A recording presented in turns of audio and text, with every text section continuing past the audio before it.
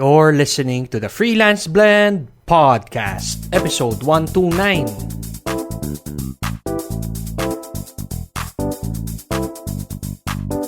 Welcome to the Freelance Blend Podcast, where we entertain, educate and engage freelancers from the Philippines and across the globe.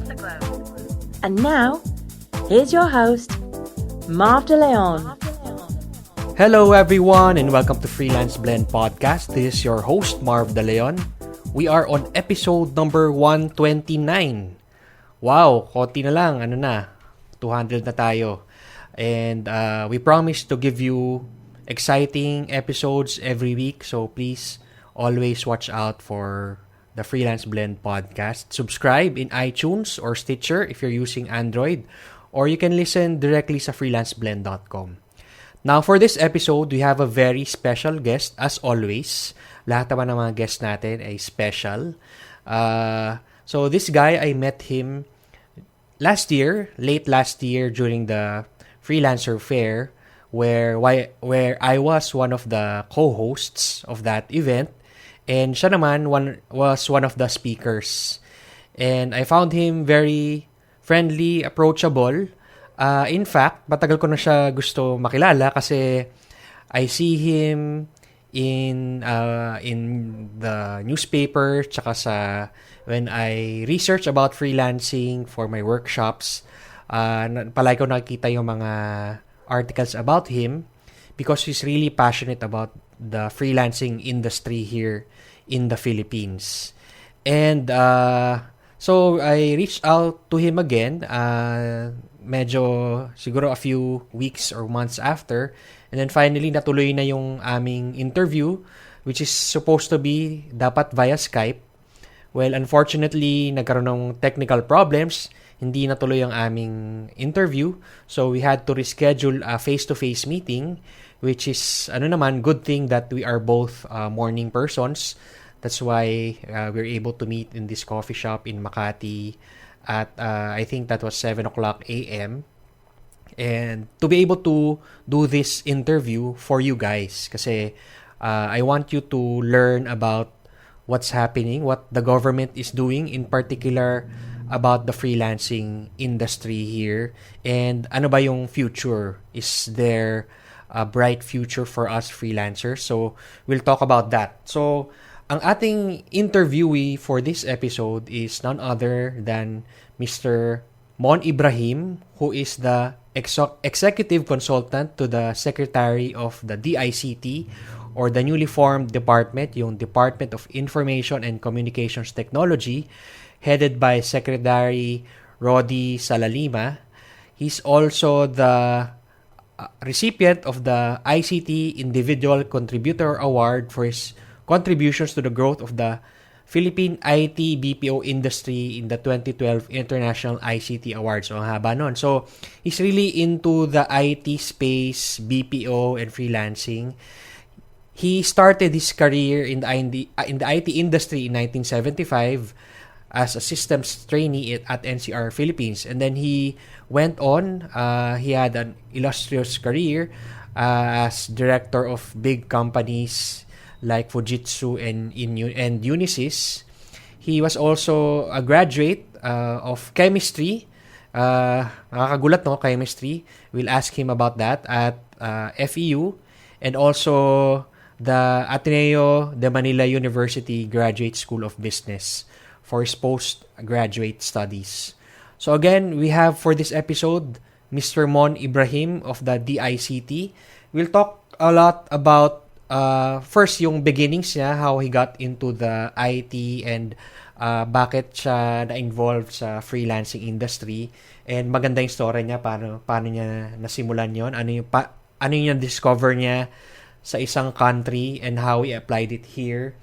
And of course, we'll also talk about yung mga programs ng gobyerno natin for our freelancers, especially that we have a new administration. Si Sir Mon was also part of the DOST at the time, even during the past administration.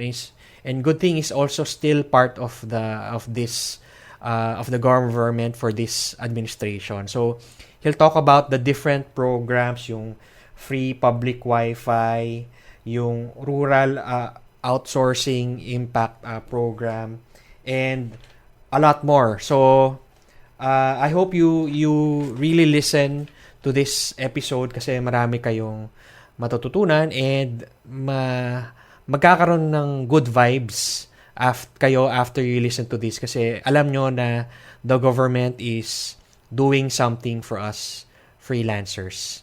So, before we go into the interview, I'd like to ask you naman if you would like to have a virtual office.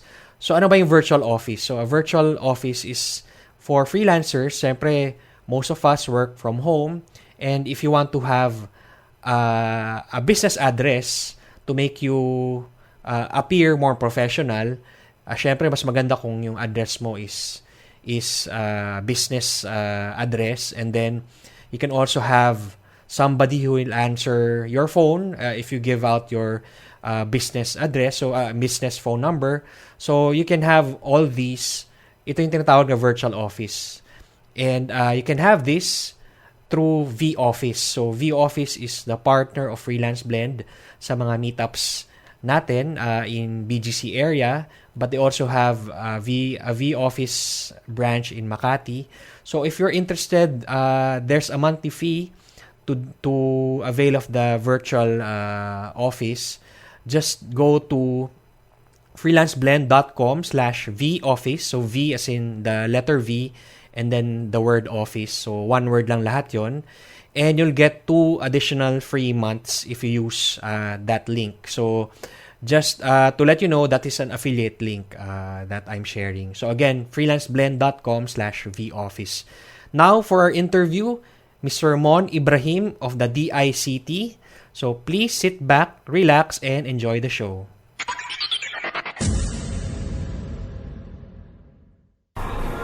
Good morning, good afternoon, or good evening to all the listeners of Freelance Blend Podcast.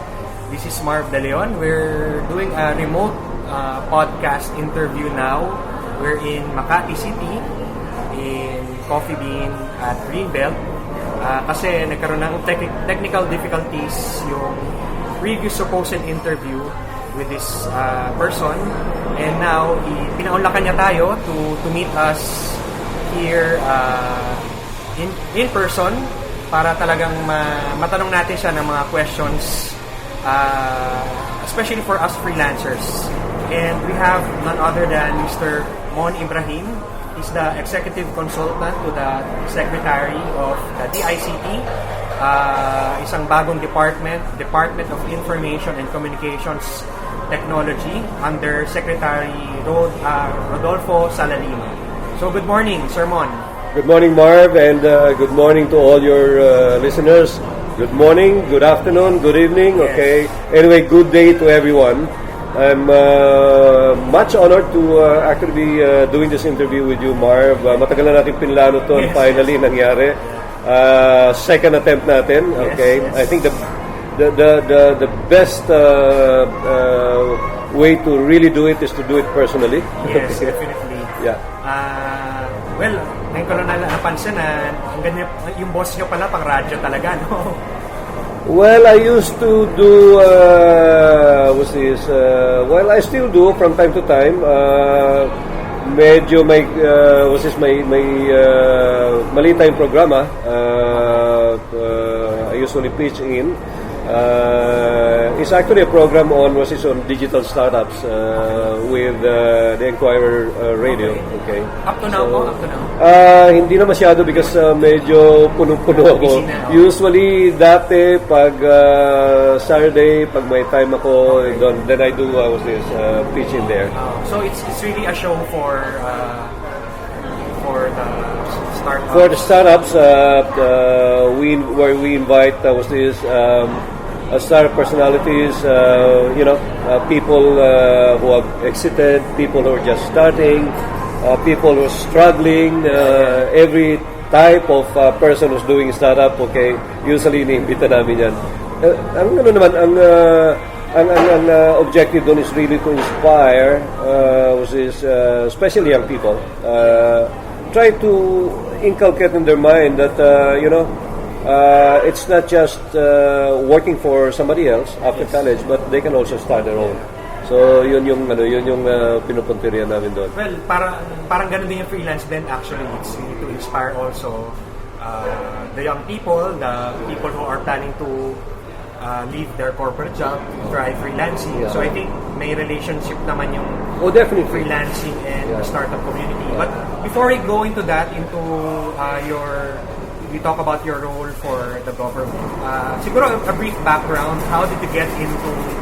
Medyo maingay yung background natin, no? Pero we'll fix this in the audio, yung sa recording.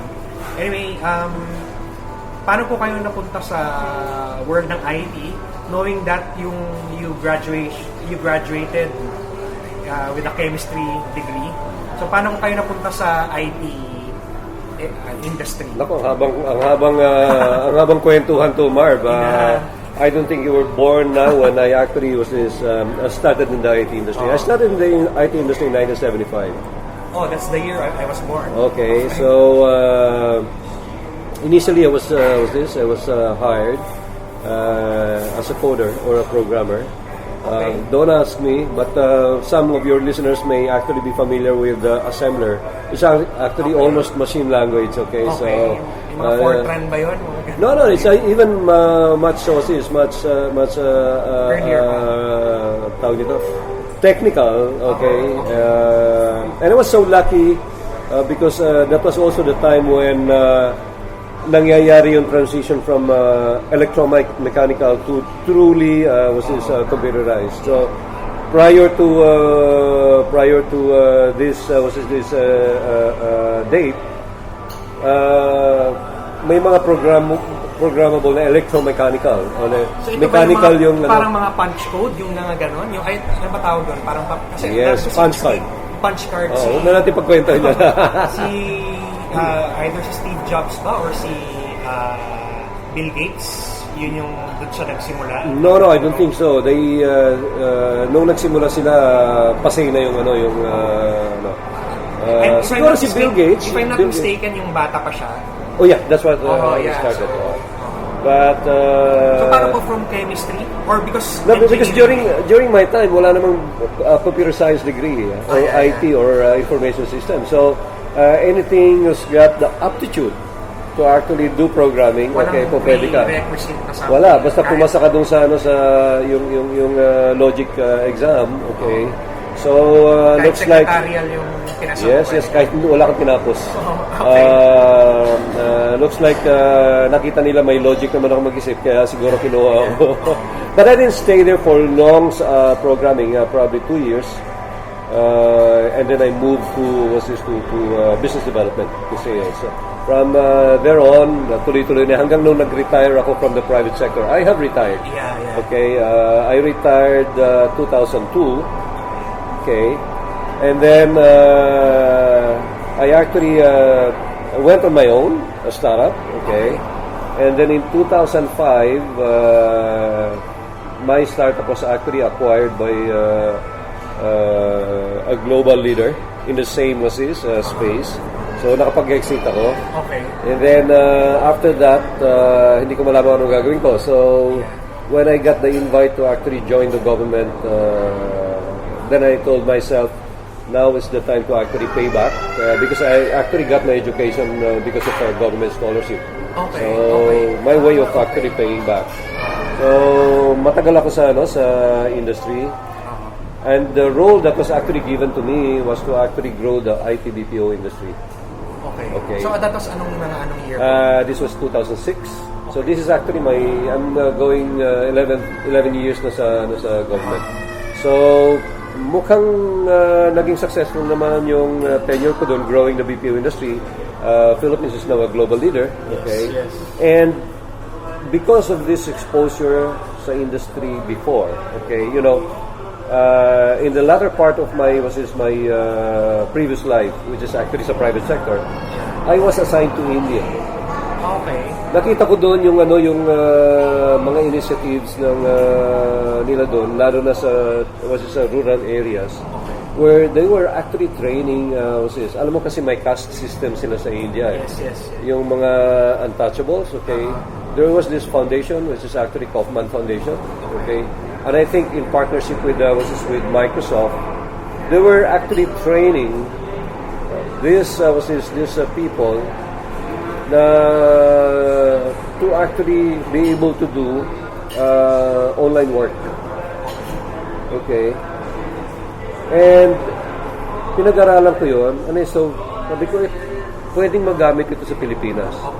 So when I had actually the chance to work for the government, I initiated a program called Rural Impact Sourcing. And this was and up to now, all our efforts are actually towards the countryside. Okay. And then we did a study. Okay. We knew that Philippines was actually a leading global player in terms of online freelancing. Yes. Okay. But then these are mostly people na dating may trabaho. Okay, who decided to actually be doing work from home. Yeah, okay. Like myself. Like you, okay. And then, so sabi ko, pinag-aralan ko yung ecosystem. At then I realized, kompleto pa rin yung ecosystem. Yeah. But most of these people, most of you, Marv, yung mga kasamahan mo, are actually very much urban-centered. Meaning to say, most of you are actually in urban centers.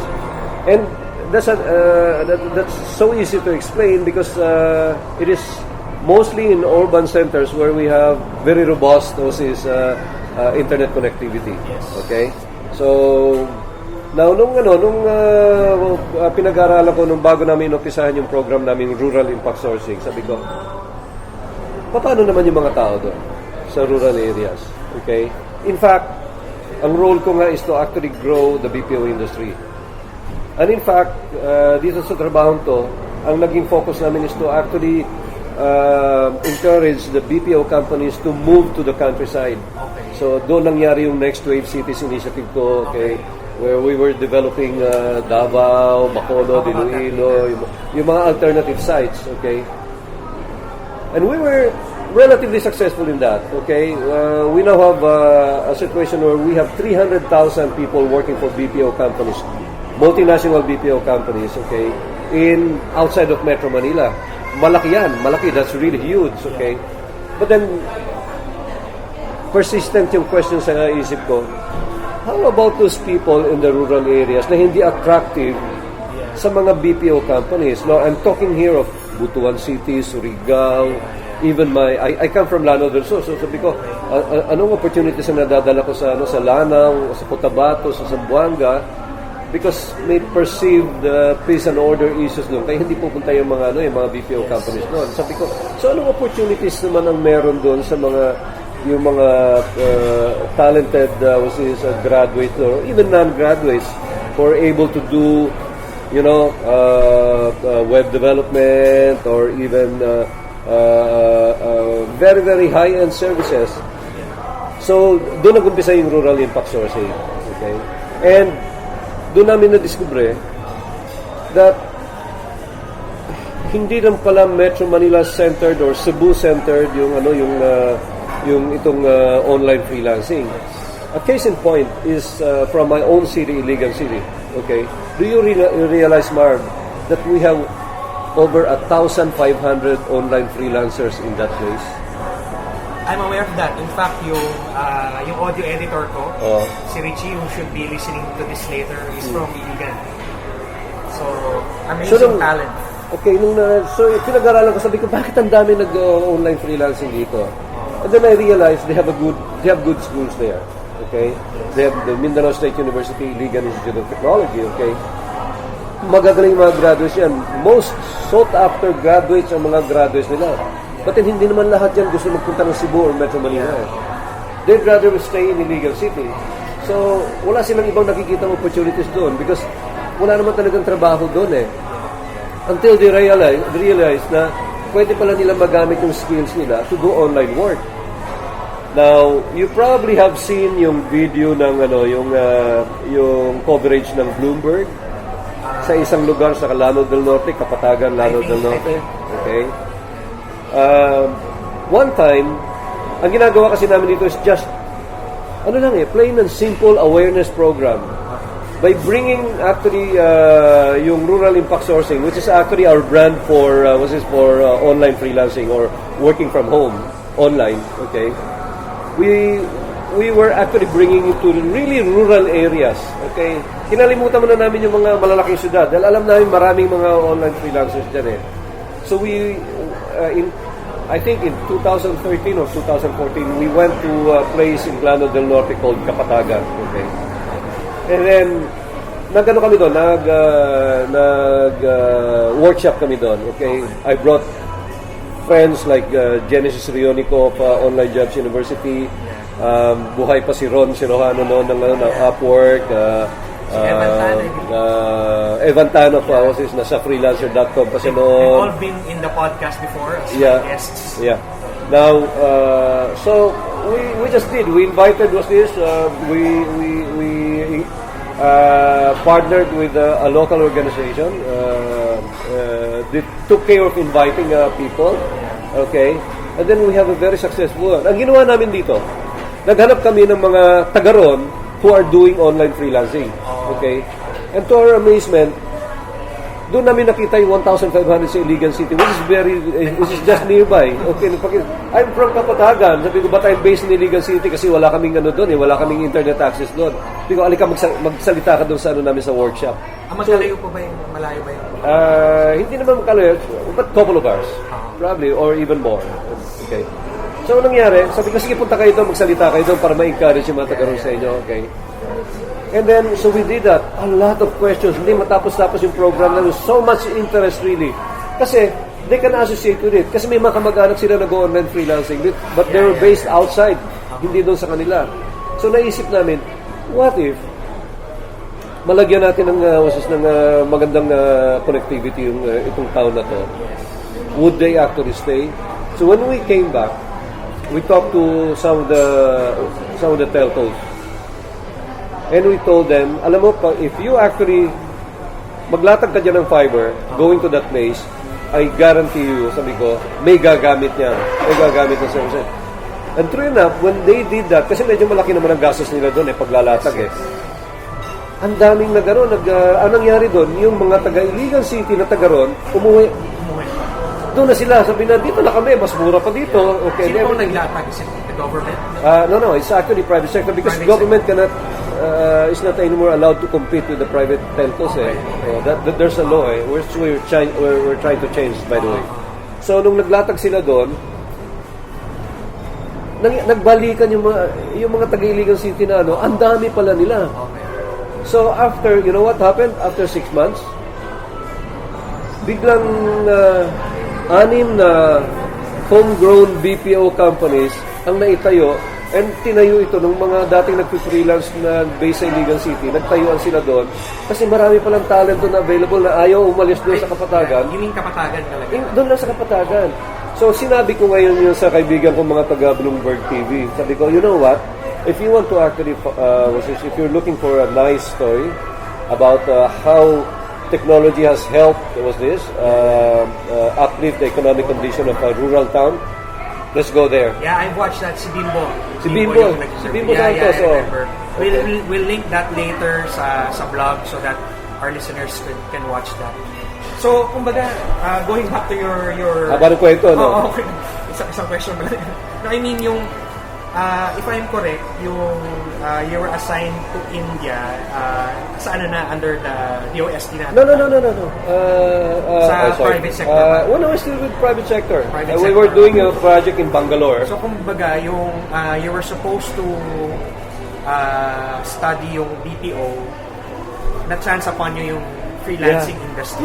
Yung freelancing industry nila doon. Okay. India pala is actually, if not the top, one of the top countries pagdating sa online freelancing. So, kumbaga parang an accident. It was an accident. Although that initiative that they had there was actually really meant to provide, to capacitate yung mga lower caste people there for them to be able to do work from home. So from that, yun ba yung mga una experience nyo with the rural impact outsourcing sa Lanao? So I believe, nakikita ko si Genesis has been around the country. So we've been to more than 30 rural areas. At bilib ako dito sa mga partner natin. Since 2013, 14. Okay. We've been to, you won't believe this, we've been to Cabarugis in Quirino. We've been to, in Ifugao. We've been to Ifugao.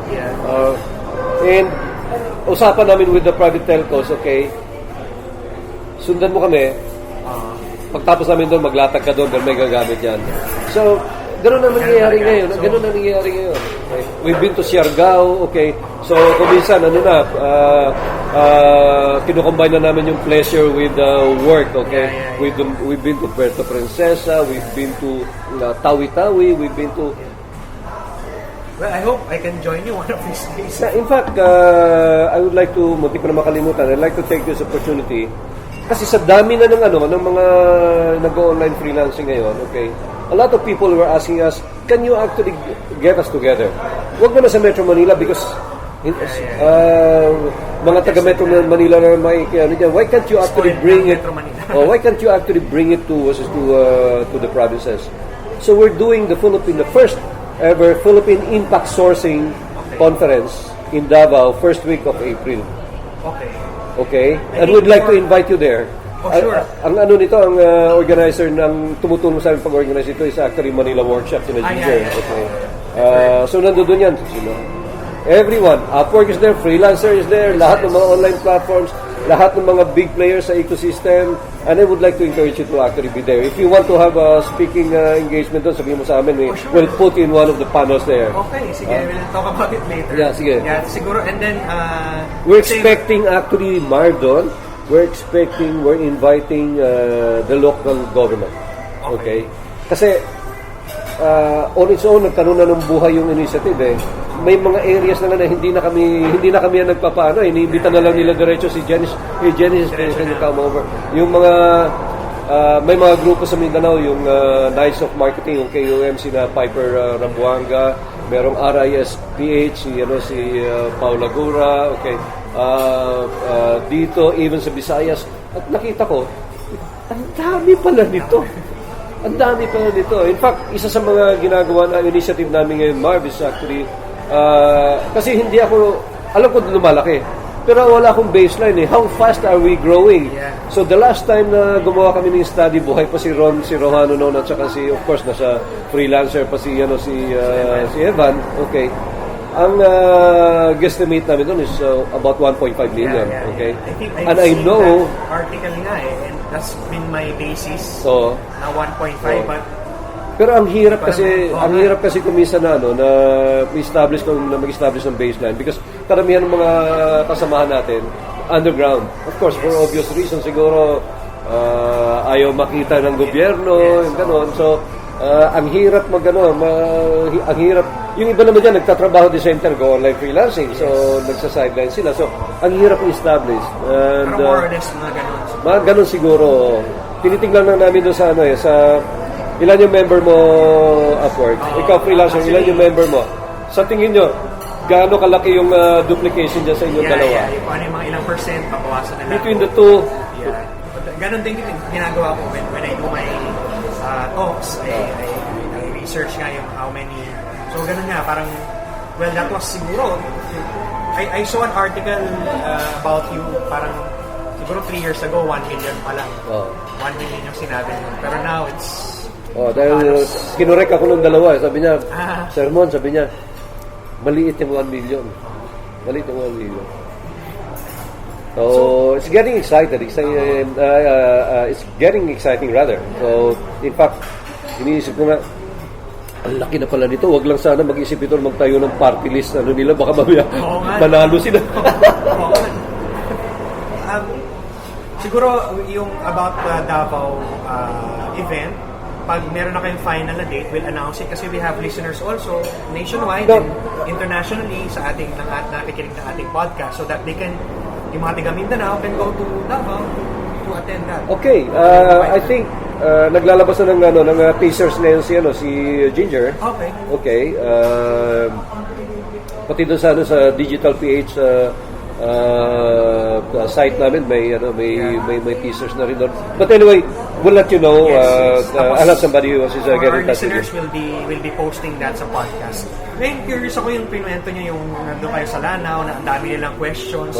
Ano typically yung mga questions sa mga nasa rural areas about online freelance? Ano yung mga... Kung titignan natin yung so we've gotten them so excited about the whole thing na pwede pala ako magtrabaho sa bahay, pwede pala ako mag-call center, pwede pala ako maging virtual assistant. So, working from home, no? So, so they come there totally walang alam. Kasi walang alam. Ano ba to? Wala. Okay. So Pati yung mga mayor doon, okay? Kasi sila, at the end of the day, sabi na, maganda to ha. Okay. Anyway, susunod yung question nila doon wala akong computer Or, may computer mo kami, wala naman kaming access dito So that is where another program of DICT is coming into play. Okay. So we're putting up what we call Tech for Ed centers, or what ang ibig sabihin ng technology for economic development centers. Look at them as government provided internet cafes. Oh, okay. Okay. So we usually partner with the LGU kasi ang hirap kasi ng mga ibang dating programs namin na hindi na-sustain because namigay lang kami ng computers, bahala na sila. And then, anong nangyayari doon, at the end of the day, pag natalo na si Mayor o umuwi na, makikita mo na doon na pala sa bahay. Okay. So what we do now, ginawa namin yan is we really enter into an agreement with the local government, okay? Mag-provide ka ng space, we'll provide the computers, we'll provide the connectivity, okay? We will train your people who's going to actually manage the facility, okay? And then we will provide trainers to train people who'd like to do online freelancing. So, inumpisa lang namin sa mga simple, virtual assistant training, SEO. Sa outside Metro Manila? Outside Metro Manila. Outside na talaga. In fact, this year, Marv, we're putting up 700 of these. Wow. Okay? O, inumpisa na namin. And siguro may mga listeners ka, taga Carmona, Cavite. Okay? Inumpisa na namin doon. Yung isang nilagay namin doon sa isang barangay together with Mayor Loyola. Nilagay namin sa isang barangay Mabuhay ba yun? Okay? Nagpagawa siya ng building doon, nilagyan namin ng 8 computers with internet connectivity, laptops okay? And then, kompleto with headsets and everything, okay? And we'll use that to train people to be able to do online freelancing, okay? And for those who are already skilled and doesn't have the computer, doesn't have the connectivity, they can go there and use the facility as their base.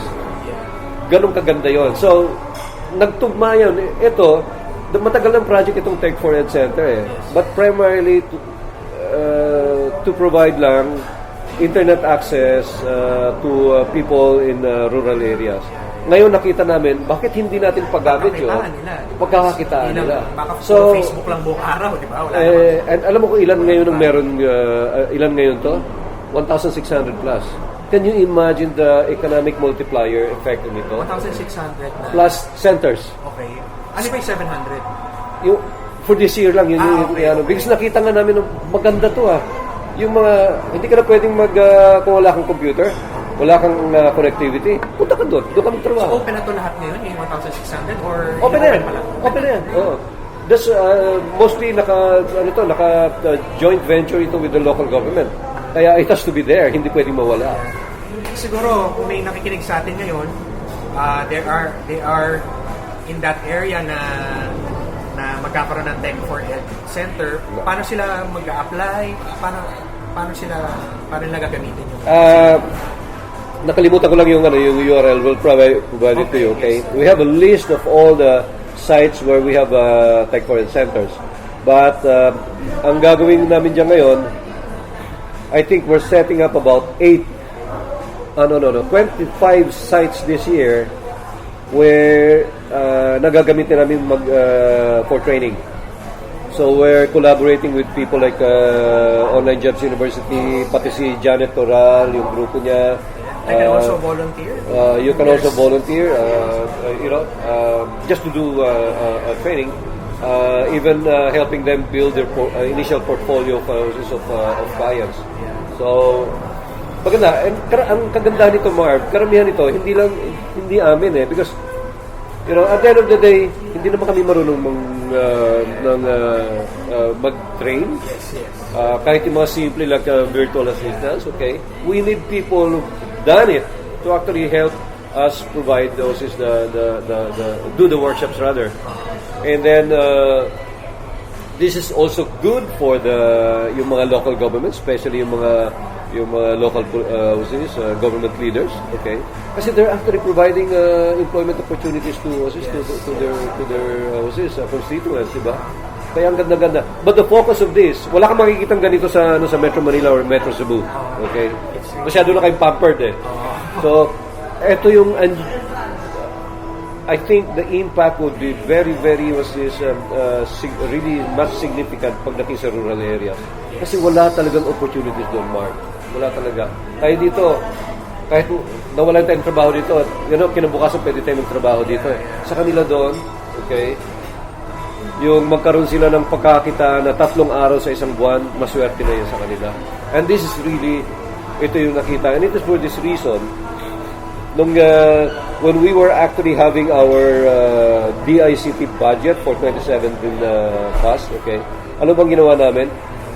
Kasi bagong departamento kami eh. Siyempre, ang tendency niya, maliit lang na pera ibibigay sa amin.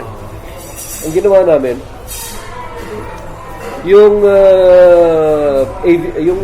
coverage ng Bloomberg, yung kay Bimbo, pinalabas namin yon. Pinalabas namin sa mga congressman, maiyak-iyak mga congressman. Sabi niya, dalhin mo yan sa amin, maraming ganung bata sa amin, okay? Ba't wala kaming ganyan? Ba't wala kaming ganon? Sabi niya, bigyan niyo kami ng pera.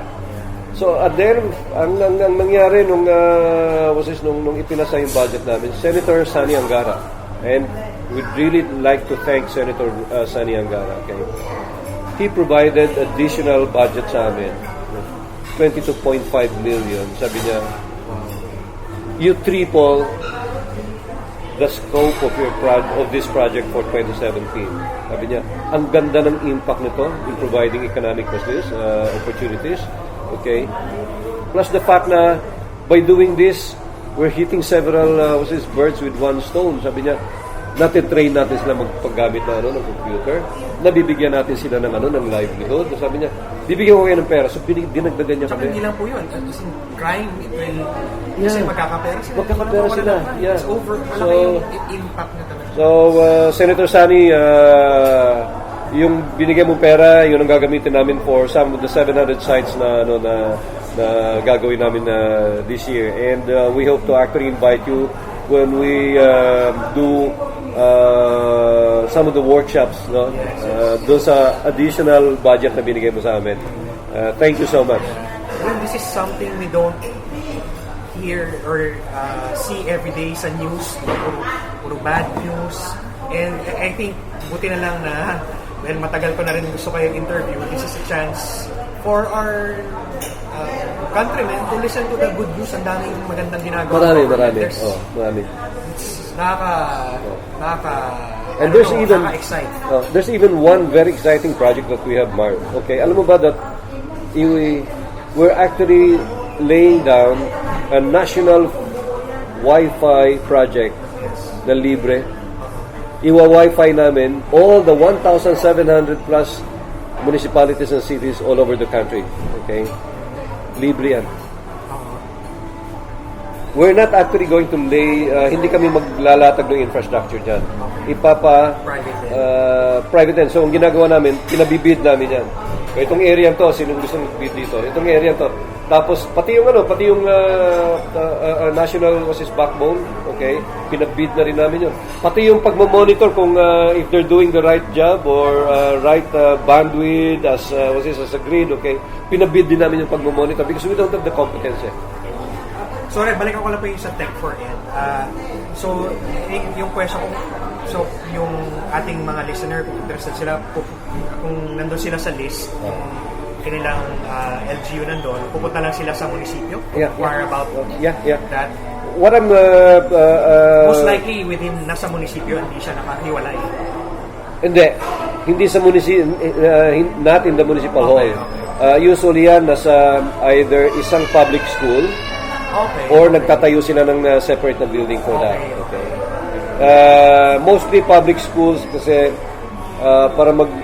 para magamit din ng mga bata for the school. So, laruin pa natin. So, may bayad ba? Definitely. Walang bayad. Walang bayad yan. Walang bayad. Although, because there are 1,600 yung sinetap na namin. Nandiyan na nakalatag. In addition to that, mga ilang computers yun? At least 4. In addition to the 1,600 na nilatag namin, okay, some of the LGUs, naglatag sila ng sarili nila. Because kami yung naglalagay ng content eh. Okay. So, hindi namin alam kung saan nakalagay yan. When you say content, meron silang mga videos ba yun, napapanoorin or something? For example, for school children, okay, e-learning content. Okay. So may content pala. So for farmers, meron kaming e-agri content, okay. Maraming dimension kasi yung Tech for Ed project, and employment, okay, is just one of them, and training is just one of them actually. So may mga ready contents. In fact, meron kaming i-roll out ngayon na yung Starbucks, where kids in our public school systems can actually access encyclopedias, everything. Mga reference materials nila through that's provided by Starbucks. Okay. So you mentioned yung free public Wi-Fi, national Wi-Fi. Ano yung sabihin, as in kung saan sulok ka ng Pilipinas, there should be... Yes. Just to give you an example, there are now 2 towns in Tarlac. I don't know if they're second class or third class municipalities. The municipality of Anao and the municipality of Ramos, okay? Kung may mga nakikinig ka dyan, the whole municipality of Anao and the whole municipality of Ramos are actually Wi-Fi enabled. Kung di nyo pa alam na may libreng Wi-Fi dyan, subukan nyo, hanapin nyo yung pag nag-search kayo ng network, makikita nyo doon may lalabas One Connect. I think yun yung K, no? Connect. Okay. Connect. Walang password yun. As in K-O-N-E-K. Okay. Walang password yun. Gamitin nyo na lang. Kung di nyo pa alam yan, ngayon alam nyo na dapat. Kung meron mang dating nakakalam na hindi sinasabi sa inyo, okay, ayaw nilang i-share yung we have more than, I think, 300 municipalities ngayon na nalatag na. So by the end of the year, we're hoping to actually finish all the municipalities. Yourself, if ang dami na nga may smartphone, may laptop, so kung sabay-sabay ba yung lahat mag-access noon, will it hurt the speed of the connection or ready na kayo for that? The first phase, siguro magkakaroon ng degradation, okay? I'm not sure kung ilan talaga yung ideal number of process of users ngayon. But we have several speeds And if you want, for example, to make use of at least 1 Mbps, okay, mag-register ka.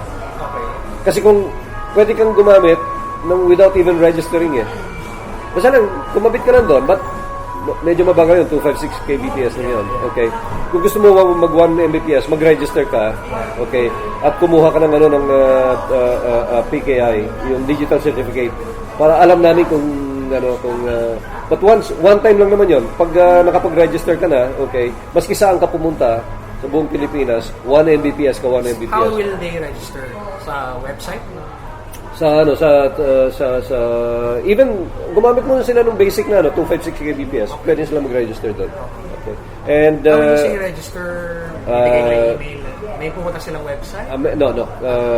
They can actually submit their personal information online. Okay. But kailangan may physical verification yan ng isang tao namin sa office eh. So they can actually go to that office, okay? Kasi kailangan ma-certain namin Marv De Leon, totoong tao, okay? So hindi bot yung yung nag-register. Okay, so that's Dami na natin na-cover. yeah, very very exciting na for Filipino freelancers na at least alam natin na may ginagawa ang government to help us in terms of our... And what's even more exciting, Marv, is the fact na tuloy-tuloy ito. So hihingi ulit ako kay Senator Sani Angara, Senator Sani, for 2018, baka naman bigyan mo ulit kami ng additional na pera, okay? This is actually all about capacitating Filipinos in the rural areas who are otherwise deprived of opportunities, okay? Ngayong meron ng ganito through the use of internet, okay? They don't even have to leave their homes. They don't even have to leave the places where they live right now, okay? And go to places like Manila, Cebu, or yung mga urban areas just to find opportunities for them, okay? They can actually just stay there. Kung wala pa silang puhunan na pambili ng computer, they can actually make use of those tech foreign centers. So ang gagawin namin dyan, Marv, ibibigay ko sa yung URL ng Tech for Ed Project Management Office. Kasi nandoon lahat ng addresses ng lahat ng mga centers namin. Yes, I'll email you after this yung mga kailangan. So, do you foresee yung freelancing will eventually replace yung OFWs tsaka yung BPOs? Kasi it's the best career eh. Kasi yung BPO, yung shifting ka, at least tatravel ka pa rin, papuntang office, OFW, lalabas ka pa ng bansa. Dito, freelancer, you can earn almost the same dollars, maybe even higher, and then you work from home, you look after your family. So, ano po nakikita niyo future? As an alternative to actually going abroad, okay, definitely online freelancing is actually one option that they can take. Of course, hindi natin maiiwasan dyan kasi marami pa rin tayong mga kababayan na excited pa rin mag-travel. So, okay lang yan. Okay? Kikita naman sila. But online freelancing is also our solution to the growing issue of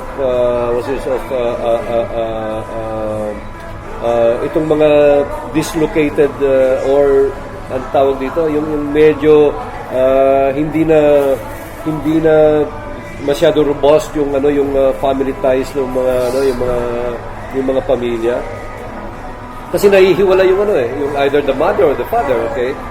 But if we actually are able to provide the same opportunities, earning opportunities to them, they don't have to leave their kids. They can actually take care of their kids. Now, as a replacement of the BPO, maybe not. But the BPO companies will actually be very, very excited if the Philippine government would allow them to hire people na hindi nagagamit ng physical office nila. They can actually just work from their homes. Hindi kasi inaalaw yan ngayon eh.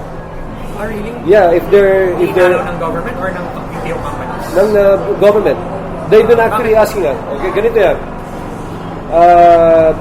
If they're actually availing of incentives from PESA, isa sa mga restrictions sa PESA doon, diyan ka lang, sabihin mo sa amin saan yung opisina, okay, yung building, titingnan namin kung okay yan, but hanggang diyan ka lang. Hindi ka pwedeng, so hindi sila pwedeng, they can't allow their employees to actually work from home.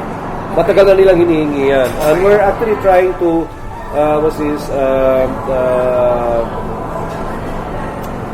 talk to some of our legislators na kung pwedeng i-amend yung PESA law para pwedeng payagan yun. Parang counterintuitive. Parang you want, especially it contributes to the traffic. Yun ang sagot natin sa traffic. Environment. Yun ang sagot natin sa traffic. And can you imagine for the companies, for the BPO companies, mas makakatipid sila doon. Because they would actually be paying for a bigger space.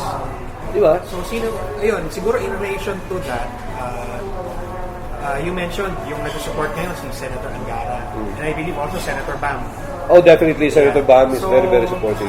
Now that we have this new administration, how supportive are you of yung, well, syempre ikaw, you were also with the previous, pero now may change of leadership. Yeah. Yun yan, paano po yung support? Okay. Alam mo, countryside development is a major element of the Duterte administration. Okay? We're very, very aware of that. Kaya nagkatugma-tugma lahat eh. Kasi ganun ang gustong mangyari ni President Duterte, okay? So, we have all of these projects that's actually focused on countryside development already in place, okay? Ang kailangan lang gawin is for the new administration to really ensure na tuloy-tuloy yung pag-push nito. Tuloy-tuloy yung paggatong natin dito para lalong lumago yung project na to. And we're seeing the impact. Kaya ang si Secretary Salalima is so excited nung pinresent namin yung project sa kanya. Sabi niya, oh my goodness, sabi niya, let's actually give this more push, okay? Nung pinakita namin doon sa mga legislators, okay? Pati sila naiiyak. Hindi kami humingi ng pera, sabi nila. Sabi ni Senator Sani Angara, sabi niya, Mon, I want you to actually multiply this 5 times, okay? Don't worry, I'll give you the additional budget that you need. Kwento nyo pa lang nga dito ngayon, na-excite ako. What more other people, what and more our listeners? Ito na lang ang kailangan natin, okay? We do not have the capacity or the competence to actually do training, okay? For some of you, I think some of our kababayan who are into online freelancing, it's time to pay forward, guys, okay? How do you do this? Help us do trainings. Okay, when we do parang community service na rin natin lahat-lahat ito. For some of you, pag sinabi na, tara, punta tayo ng Chawang, Quezon, rural impact sourcing tayo doon, pwede kayo sumama sa amin. May parati kami mga suking kasama dyan, sina Genesis Rionico, yung mga of course, yung mga partners natin who are with the major platforms, sumasama na rin sa amin because they want to of course make sure na yung platform nila gagamitin, okay? Now even people yung mga ibang players sa ecosystem natin, like people like Payoneer, PayPal, even Union Bank, okay? Okay, sumasama sa amin yan parate. Anyway, I think I've been doing mga meetups with freelancers, and I know of people who are really willing to invite us as well. Yeah, so when we connect after this, we'll talk about it and pag-usapan din natin how we can help. And sa mga listeners natin, just message me if you'd like to volunteer. We'll do something about it. Let's help our countrymen. Now we're down to siguro I crowdsourced yung mga questions sa mga followers natin. I'll just ask one kasi most of this na take up naman natin. Siguro yung major nito is about you mentioned about free public Wi-Fi, pero yung internet connection, as we know, it's still not compared to our neighbors. At the same time, it's a bit more expensive. So, ano yung ginagawa ng government Okay. Unang-una, to address this? we're finally working on an honest to goodness national broadband plan. Okay?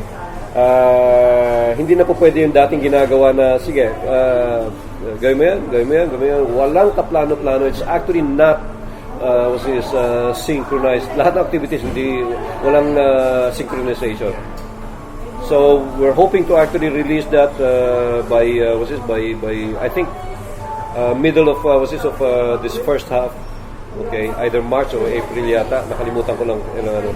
And that's one. Okay. Number two, there's now, or rather, we need to change the law. Alam nyo, Marv, sa batas ngayon, okay, government cannot anymore compete with the private telcos. Okay. We can only regulate them. And sa batas ngayon, internet is just a value-add service. Okay? It is not a basic service. Meaning to say, we cannot regulate what is just value-add service. Parang over-the-top service lang yan. Okay? We need to change that. So maybe a few years ago pa yan yung ginawa. Oh, we need to change that. Okay? 1995 eh. Oh, wow. 1995, we need to actually was this. At that time, the law was actually they came out with that law with only one single objective.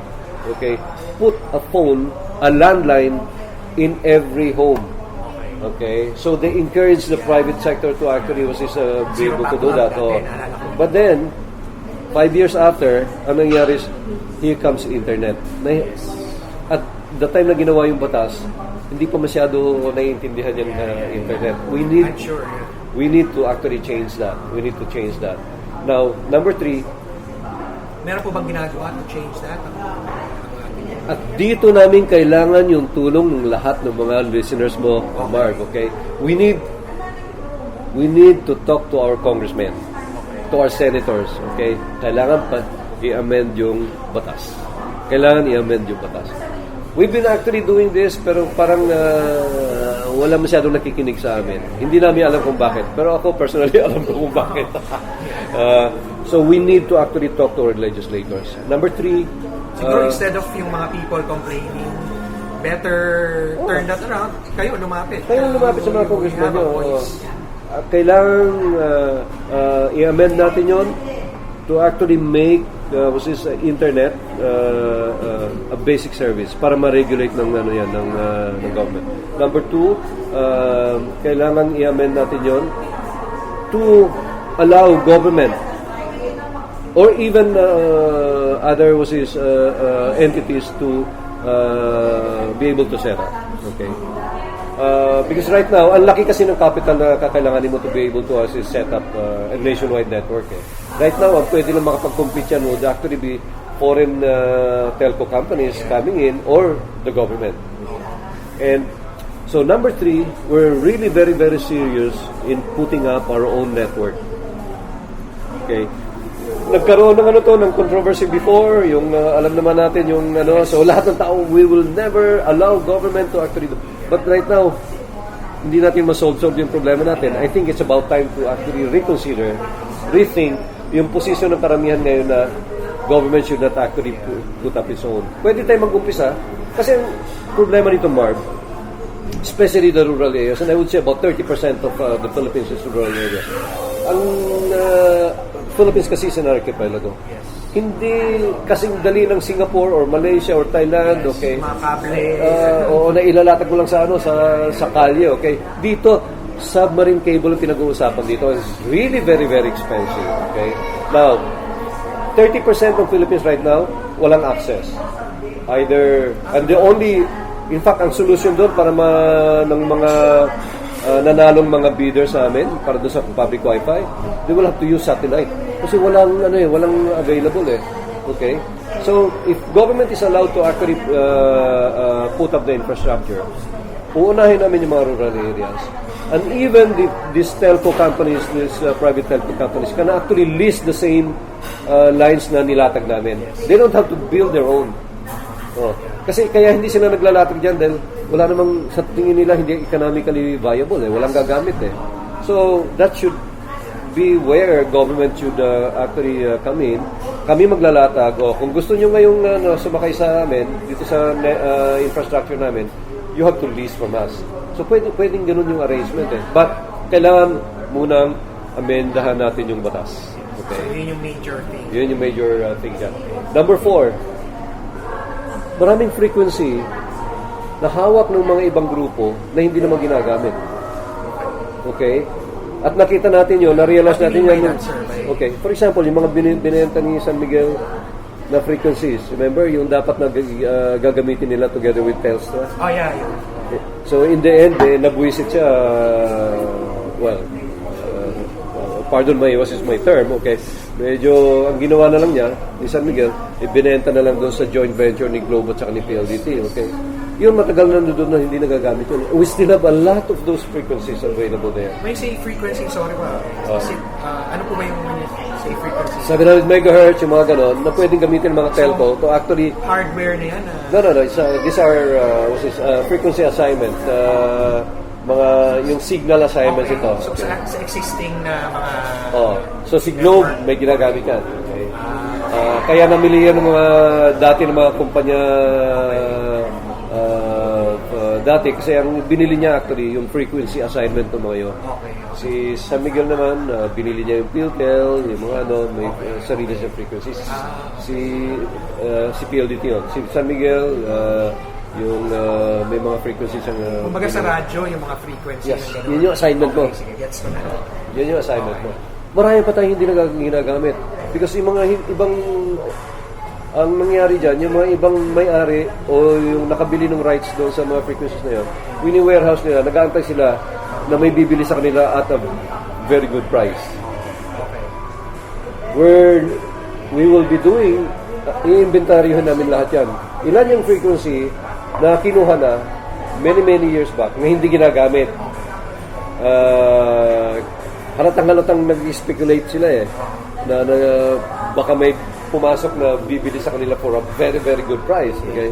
So negosyo lang. Kasi pag hindi pa nila bibigyan namin sila ng time to actually use it, pag hindi pa rin nila ginamit, babawiin namin. So i-inventory namin yan, okay? Because with this, pwede namin sabihin, sinong gustong gumamit ito, you can still buy this. Kasi that's owned by the Philippine government. Rights lang yung kinuha nila. So ito hindi kailangan ng batas to. Ito pwedeng hindi kailangan ng batas yan. Hindi kailangan ng batas. Fastest solution to improve our internet connection. Yeah. Now, what can we, aside from this, ano pang pwedeng tulong na may tulong nyo? Let's continue. Let's keep up the noise. Yes. Okay. Alam namin, to some extent, kami rin yung tinatamaan. Wala kayong ginagawa dyan, okay? Okay lang yun. Let's keep up the noise kasi pag talagang maingay na yan, somehow, gagawa ng paraan para maayos yung situation natin dito. But right now, we're hoping that dahil naglalatag kami ng free wifi all over the country, okay? We're hoping that the telcos will improve their services kasi kung hindi, ang gagawin ng mga tao, doon na lang ako sa libre. Magkakancel ng mga plan nila, doon na lang ako sa libre. Okay? That's actually one of the unwritten objectives that we have there. Anyway, Sir Mon, almost big sa oras. Halos isang oras na pala tayo nag-uusap. Dami pa natin pag-uusapan. Dami pa rin na part 2 next month or 2 months from now. Siguro ano na lang, before we leave, your message to our Filipino freelancers. To all our Filipino freelancers, we salute you, okay, for showing the way. I hope dumami pa tayo, and because we're actually trying to get every Filipino in every corner of the Philippines actually to be aware of these opportunities that you're actually na ini-enjoy nyo ngayon, okay? Baka naman pwede nyo rin kami tulungan, okay? Mag-ikot para lang masabi natin sa mga kababayan natin na this is a very good economic livelihood option for them. So yun lang, and Mark, thank you so much for this opportunity, and magbuhay kayong lahat. Our pleasure. Sabi ko nga, matagal na sana natin itong ginawa. Really very inspiring, Sir Mon. Thank you very much for spending time with us, and have a good day po. Thank you, Mark. All right. That was Mr. Mon Ibrahim of the DICT, or the Department of Information and Communications Technology of the Philippine government. Now, if you want to get the show notes of this episode, so yung mga napag-usapan namin ni Sir Mon, everything that we discuss, yung mga links, yung mga resources, and everything that we mentioned during the show, You can view them again via the show notes by going to freelanceblend.com/129. Again, that's freelanceblend.com/129 for episode 129. Now, before I go, I'd like to invite you to check out a video series. It's a free video series created by my friend J3 Patino, who graced our show a few episodes ago, and also Mr. Bobit Ibarle. They have a free video training on how to build a business. So it's called the Business Startup Blueprint, and it's about 3 videos where you can learn how to start any business. Pwedeng online business, pwedeng retail business, pwedeng freelance business. So I highly recommend that video series. Again, it's free. So to be able to watch those series of videos, just go to freelanceblend.com/BSB. So B as in Bravo, and then S Sierra, and then B Bravo. Okay, and also we're having our March meetup tonight. Unfortunately, talagang puno na yung registration. We won't be able to accept more walk-ins. But siguro by the time you listen to this episode, tapos na yung meetup. So I invite you to join our next one in April. Wala pang final date. Most likely before or after Holy Week, syempre. So just go to freelanceblend.com/meetup and join our group. So we have now about more than 1,000 meetup members. So I hope to see you there. I hope to see you in our next meetup. And if you have any questions for me, just tweet me at freelanceblend or message me in Instagram also at freelanceblend. Okay, so thanks again for listening, and peace to everyone. Bye. Thanks for listening to the Freelance Blend podcast. For more details about the show and our thriving freelancer community, please visit us at www.freelanceblend.com.